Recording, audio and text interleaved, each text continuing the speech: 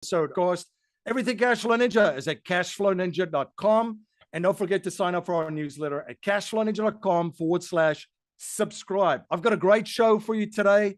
He's been on the show before, Brett Swarts. Go to cashflowninja.com and just type in Brett Swarts and you will find our previous episode. It was great. He always provides a ton of value on all of the platforms that he operates on and podcasts. Brett, welcome to the show. MC, so good to be back again. Thanks for having me. For folks that's not familiar with you and what you do, could you please share a little bit about your background and journey with them? Absolutely. I fell in love with cash flow at a young age. My parents building and buying and investing in real estate in the Silicon Valley. These are the MC Hammer days. This is the 1990s. This is, hard work, hammer, putting up drywall, driving around the Bobcat, and just seeing how a business can be run and the opportunity to kind of have more upside than you typically would. And then with real estate. And so fast forward, I went to college, had a chance to play some basketball in college on scholarship, which was really cool for a 6-foot white guy, to be able to hoop a little bit and get that to pay for school. Small private school, nothing crazy. But I had a chance to take an internship as well at a place called Marcus and Millichap, where I studied multifamily investing and it kind of advanced tax flow or cash flow. But then also fell in love with what we call it tax flow, right? We like to say it's not just about cash flow, it's about tax flow. And it's because this 1031 exchange wasn't always our clients' friends. In fact, we saw friends, family, and clients lose about half or everything during the 2008 crash because they were trying to play the tax flow game with something called a 1031 exchange. And that put them in a spot, a lot of them, where they didn't have enough diversification, liquidity, or had too much debt. And so some lost half or everything. And they knew they were overpaying, MC. They knew it. They knew they were overpaying, but they felt they had no other way. And so during the 09 to 11 kind of everything's going on, we learned about something called a Deferred Sales Trust. And that became the tax flow game changer for our clients, where we can now purchase at optimal timing. We can still defer the capital gains tax. We can eliminate the need for the 1031 exchange. And we can give people some options to get multiple streams of cash flow and not just have to stay in the real estate game. Although I love the real estate game when the deals make sense. And so that's sort of the journey. Wife and I, 5 kids. She's been able to stay home full time with the kids. We homeschool our kids. We play the cash flow Robert Kiyosaki game with the kids now. We got that going. So yeah, I mean, that's kind of the story. A lot of great points here. So the first thing is, for folks listening, is the tax game and the importance of the tax game. I'll tell you importance that the tax game is for generational wealth. Here's a very good example. So the Queen just passed away, and there's a law that the Queen doesn't pay estate taxes. Just something in there. I'm shocked at it, really. But essentially, there's an estate tax in the UK of up to 40%, right?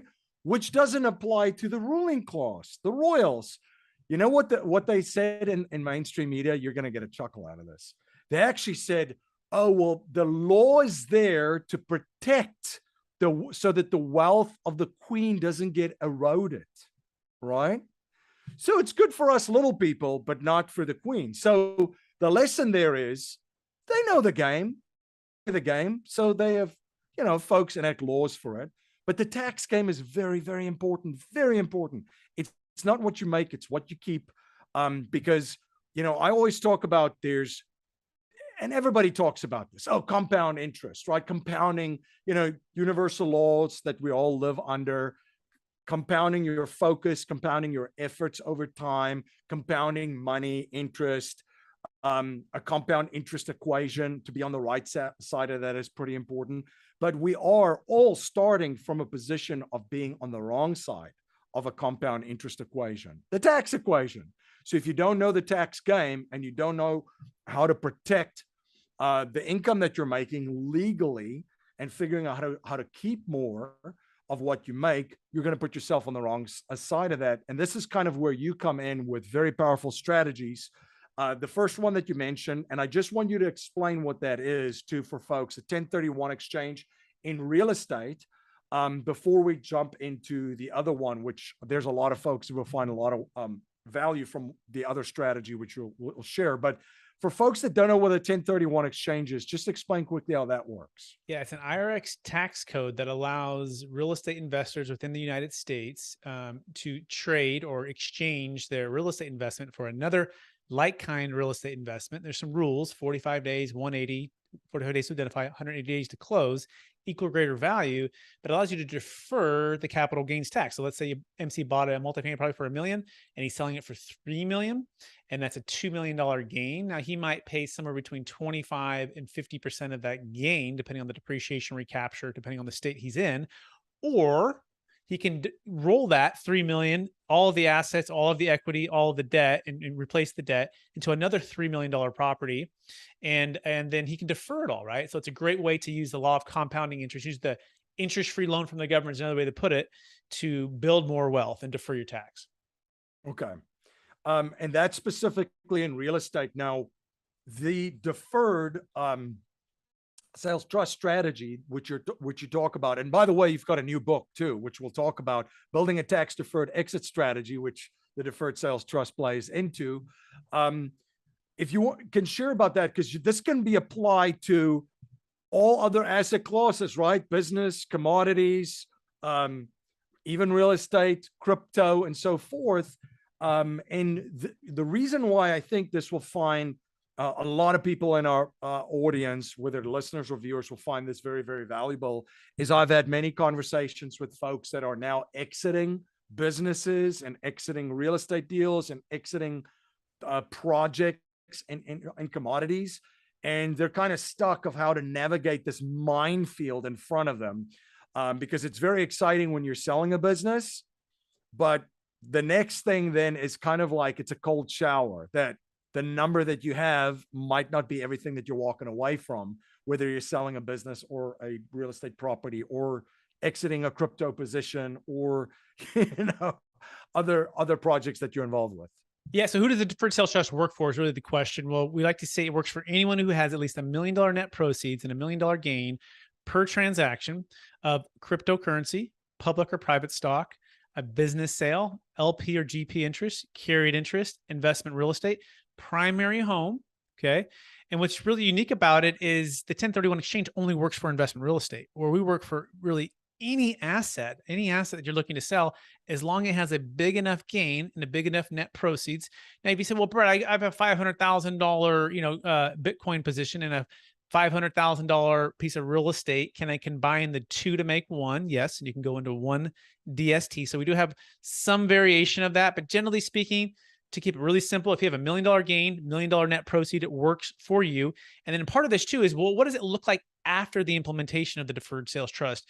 A lot of our clients see this, MC, increase by 50 to 60% in their cash flow. In fact, we just did a sale for multifamily property. I'm a multifamily broker here in Sacramento as well. We listed and sold their 15 units for $2.5 million. They basically were debt-free on the property. Their NOI was about $120,000. So we did a simple analysis where we said, what if the deferred sales trust typically returns typically about 8% on the net proceeds? The net proceeds were about 2.35 after closing cost. And we were looking at their cash flow to be about $180,000 to $190,000 per year, which is about a 60% increase. So part of that is, well, what would it mean to have a 60% more cash flow? But check this out. They also live in California. So we had to talk about the cash flow gain, or the tax flow gain, which was their depreciation that they're no longer going to have here. But guess what? They're mostly fully depreciated anyways. And so had they done a 1031, they would have still had the old depreciation schedule. So we had to balance the cash flow with the tax flow. But the next best secret here is they can delay the payments. So think of it like an IRA. If you can live off of your current income and delay your IRA income or delay some other cash flow income over here, you're not having to pay tax on what you don't receive in a given year. So the deferred sales trust, it's kind of like a tax flow time machine in that it can kind of freeze your cash flow for a period of time, typically about 1 to 2 years. And all of that $190,000 of cash flow can compound on top of itself, okay, like an IRA would, and grow tax-free in its investments until you start receiving payments. And so these are all that's a lot in like 30 seconds there, but think of it like in a Rubik's Cube. People show up to us and we're trying to, solve the problem, because that's really what we're in the business of doing. And it kind of goes to your point on the estate tax, right? The queen doesn't have to pay estate tax. That's remarkable, right? But everyone else does, and they make it because they need to keep her in royalty or keep them in power. So you go, well, what's your problem? The problem is estate tax. So what's going to solve for that? Well, we have something called a Deferred Sales Trust Plus, which we think is vital to the cash flow and the tax flow of ultra high net worth individuals within the US, which is about 24 million married, 12 million single. Those are set to cut in half in about 2 years, those exemptions. And the question is your capital inside of your taxable estate, or is it outside?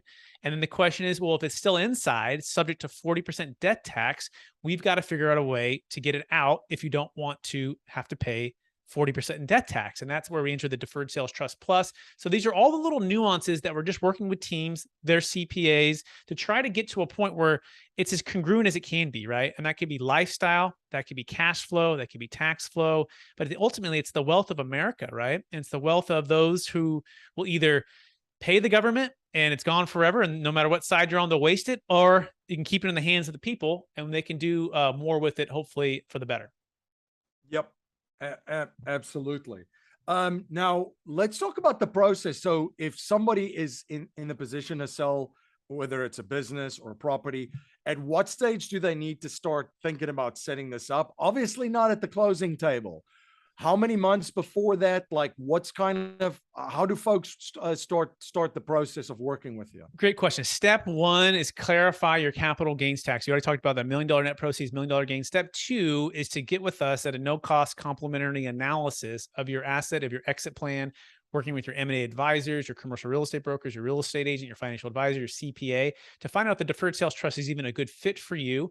Who is it not a good fit for? Or someone who wants to spend all the money on personal stuff, all of their primary home, and wants to just spend it. That's not tax deferred. But as long as you want to invest it and live off some of the interest, like it's probably a no-brainer if it's $1 million net proceed, $1 million gain. Step three is we literally form the trust. You pick a name of it. We could call it the MC Hammer Deferred Sales Trust, right? We could call it the MC DST 2022, and it has own EIN. So the tax attorney will establish that. And then the next step would be just inserting that into an addendum into the purchase and sale agreement before the buyer has removed contingencies. If the buyer has removed contingencies, it is too late unless, and I mean all contingencies, as long as there's at least one remaining, we're okay. If there's an investment real estate property, we can send it to a qualified intermediary, and we've got a chance we got a window there to use the deferred sales trust. But everything else, like business sales, real estate, primary homes, basically non-investment real estate, we need to set up prior to the transfer of the capital and prior to the buyer remove all contingencies. So the earlier the better, MC. People hear about this and it's overwhelming, right? They're like, millions of dollars, my biggest exit, this new person I'm hearing on a podcast or YouTube channel. And so we just say, get with us early, talk with our references clients. We like to say 30, 60, 90 days before, but even we have deals that we've been working on for a couple of years. And so deals move at the speed of trust. And so the more we can get to know, like, and trust one another, the better and the quicker we can move. Yeah, I think the rule of thumb here is if you're in the exploratory process of selling an asset that you have, that's probably when you need to start the conversation. So, because I mean, and I've seen this with folks, when there's an offer on the table for the business, there's a lot of emotions involved too. Like you just said, I mean, all of a sudden there's this big number in front of you. I mean, we are by our very nature wired in a way which is going to produce a lot of emotions, during that time. So you're not going to have the same clarity that you have if you plan ahead of this. By the time that the deal's already basically done, now you got to find a tax strategy to kind of minimize taxes and increase tax flow. Yeah, the way we say is the best time to plan is when you don't need to plan.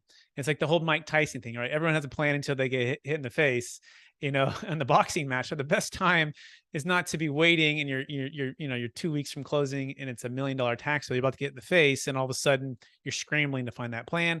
So yeah, so pre-plan and connect with us, and we're happy to complimentarily walk you through everything. If it doesn't work out, no problem. If your deal doesn't close, no problem. You don't owe us anything. We work on a conditional basis. All right, so let's talk about the book, Building a Tax Deferred Exit Strategy. There we go. Tell me more about the book. And walk us through what you cover in the book surrounding the strategy, because this will be another great resource for folks that have assets that in the future will need or looking to exit it at some stage. This is a great part of your education as a business owner and as an investor. Yeah, there's a quote that says ideas plus inspiration can lead to change or massive action, right? Ideas plus inspiration. And that's my number one goal here, is to give you the idea of the deferred sales trust and then the inspiration to take action on it, and overcome the false beliefs of it's too good to be true. How do we know it's legal? What's the track record? How did you learn about it, Brett? How do you apply it to your clients? And we like to say it's the proven playbook for unlocking your ideal wealth plan when selling assets of any kind for yourself or your clients. And it's my journey from like really zero. Like I had zero, CPA, tax flow knowledge. And I was just a regular broker, wannabe entrepreneur who was helping people buy and sell real estate, became like a ninja in the 1031 exchange.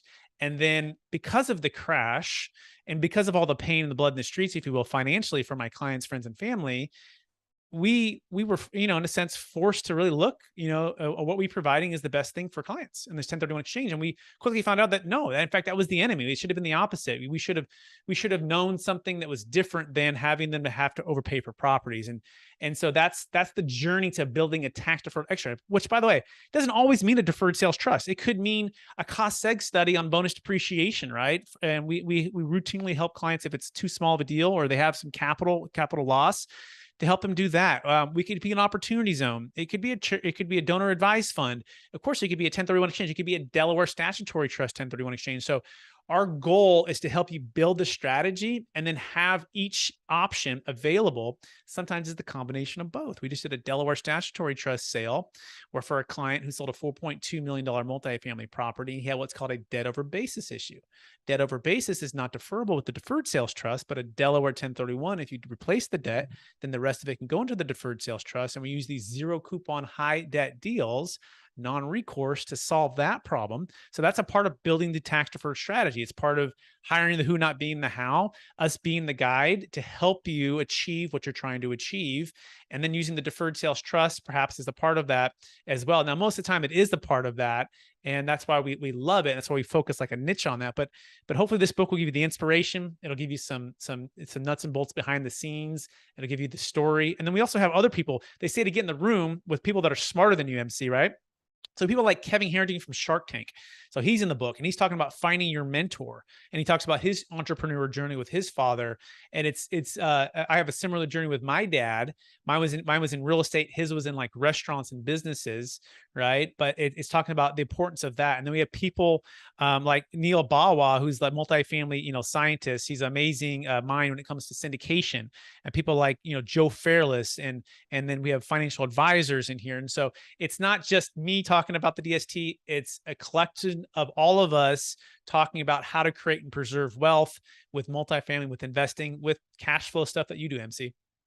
Yeah, no, absolutely. Where can folks get the book? So it'll be on Amazon here shortly. We're in the process of releasing everything, and then capitalgainstaxsolutions.com will also have a link there to go to Amazon. But yeah, that'll be the main place. Will be Amazon. But Capital Gains Tax Solutions will eventually have the ebook as well. But in the meantime, it'll be the paperback. Right. And then for folks, just to clarify too, with your firm, you're sort of the quarterback putting this all together, right? As the consultant putting all these different moving pieces. I always say it's essentially a shortcut that cuts out a lot of frustration, a lot of time, and a lot of aggravation where you have a go-to person that kind of puts everything together for you. You nailed it. I like to say I'm kind of like the offensive coordinator, although my official role is a trustee. So every deferred sales trustee is a third-party unrelated trustee. And I perform that service, but I like to say I'm more than a trustee, right? Where we're going to help you underwrite, look at real estate deals, connect with people like MC, connect with amazing financial advisors, CPAs, qualified intermediaries, basically our network of we like to say the best of the best, right? To help you, solve whatever problem you're going to solve. I think Henry Ford had a great the great story where he had his Rolodex, right? Henry Ford would just have the person's card to call to solve the problem. And capital gains tax is a big problem. And there's a lot of people that you want to have on your team to help keep the taxes in your hands, like a Roman legion. If you had your shield, we each have our little spears. And so yeah, I like working on teams. I like being the point guard to pass the ball. Sometimes I got to shoot it and score it as well. And so that's a good analogy, MZ. I love that story, by the way, that Henry Ford story, because essentially he was in a courtroom. And I guess I don't know the intricacies of the case of what it was, but essentially people were trying to portray him as stupid, that he's not very intelligent at all. So they were cross-examining him and asking him just all of these ridiculous questions, which had nothing to do with his expertise and his skill set. And then eventually he stopped them and he said, I don't understand what you're trying to get after with these questions. And they were saying, well, we are just trying to basically show that, you're unintelligent and you're basically stupid and da, da, da, da, da. And so Henry Ford said, I don't need to know. I don't need to know the answer to these questions. If I wanted the answer to that question, I would get an expert, and I have one in my Rolodex that I can summon to my office, and they would brief me on everything that I needed to know about this particular subject matter. And I would make a decision based on that. And I mean, the whole court was like basically floored. So I love that story. But yeah, he's like, so you can ask him anything because he can go through his Rolodex, summon the person, they'll come in, he'll know everything that he needs to know in order to make a decision in the context of what he needs that knowledge for, right? And that's a great point. I mean, on this Deferred Sales Trust, people see me online in the podcast and the YouTube, and I'm still just the nurse. The brain surgeon is a CPA tax attorney who's faced the IRS over 20 times and has had a perfect track record, has wrote a private letter ruling, and it's thousands of closes, billions under management. And they're the ones that do the surgery. And I'm kind of the nurse that helps check in and then does the ongoing maintenance or management of the trust along with the third party financial advisor. And so it's the team aspect of this. And I like to call this gentleman, I think I feel like he's like the Elon Musk of tax. Like, he's brilliant. He's one of those guys where you get in the room and you're just learning every time. And since 2009, the 10,000 hours, I just keep learning and learning and learning. I'm like writing notes down again. I'm like, wow, you said it so well. And when you know someone knows something to its core and essence of the law, and as a CPA and a tax attorney, right? And it's such a brilliant strategy the way he's figured it out, that you just keep learning, right? And that's the beauty of this. It's challenging. You get to learn, you get to grow, and you get to help transform people's lives with tax. And it's cool. And also with cash flow, right? Because it leads into the next business venture or the next real estate development, which I don't really need to touch on, by the way. Once the funds are invested, you can go into multiple cash flowing deals. You can go into your own deals. You can go to passive deals. You can go to new business ventures.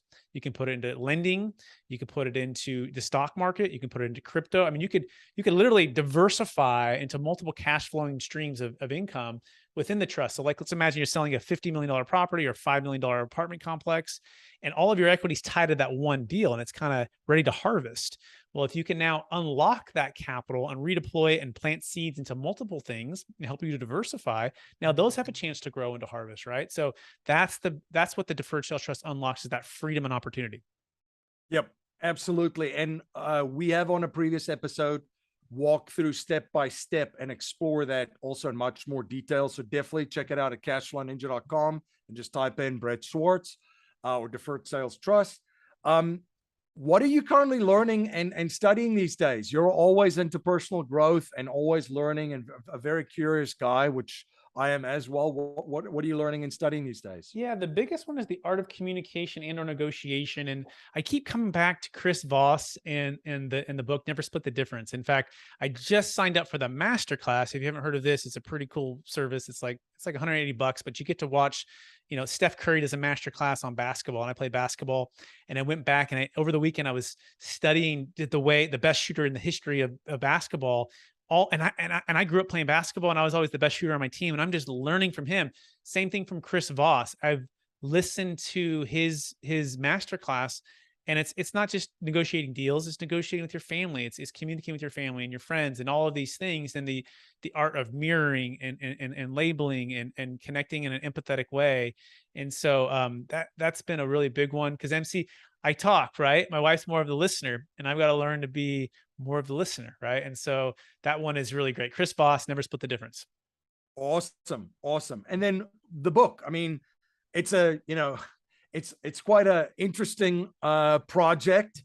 Having been through that myself, what were some of the things that surprised you about the experience? Some fun things and some things that you didn't know, writing a book. Yeah, I would say the biggest thing is hire the who, don't be the how, right? I think if when I first thought about a book, I thought about sitting down and writing it myself, and I'm so busy with family and businesses and all the stuff that we're doing that to sit down and to write, an entire 300 plus page book, it's pretty daunting, right? And so hiring the who being a marketing agency that can help publish and help frame it and help to stay on track with the entire team has really been the ability to get the book out. The biggest surprise, I guess, would be that if you're actually creating content, on video, let's say on a daily basis, and you have some amazing guests, it doesn't have to be. And in fact, I think it makes more depth to the book that it has multiple authors, that it's the podcast episodes that some of them been on, and then we took that and we added or made it into a book format and maybe dived in a little bit deeper on those things. So just that it doesn't have to be this 0 to 100, you're the hero by yourself. Get the team, bring in, bring in on interviews, and then you can make that into a book, if that makes sense, MC. Yeah, it does. And I mean, a book for business owners and investors. There's a lot of folks that are into syndications and have their own syndication companies too. It's a pretty good business card in today's world. Absolutely. Yeah, absolutely. This has been a blast. Thank you so much for coming on. Again, please, if you just want to tell us where folks can follow you, stay informed of all the projects that you're involved with, and also where they can grab the book. Yeah, so capitalgainstaxsolutions.com is going to give you access to all of our ebook, our access to be able to buy the book, as well as to our YouTube channel by searching Capital Gains Tax Solutions. And then we have LinkedIn, Instagram, Facebook. You can find us there. Yeah, but it's called Building a Tax Deferred Exit Strategy. And again, it's the proven playbook for unlocking your ideal wealth plan when selling assets of any kind for yourself or your clients. Check it out on Amazon here in the next 30 days or so. For all of our listeners and our viewers, if you're selling an asset, this is definitely something to take into consideration and at least check it out and explore it with Brett and his team. Brett, thank you so much for coming on the show. And again, always providing so much knowledge and value for my listeners and my viewers. MC, it's been a pleasure. Thanks for having me. Awesome. And thank you to the listeners and the viewers out there for spending your most valuable resource once again with me on the show. Everything Cashflow Ninja is at cashflowninja.com, cashflowninja.com. And don't forget to sign up for our newsletter at cashflowninja.com/subscribe. Until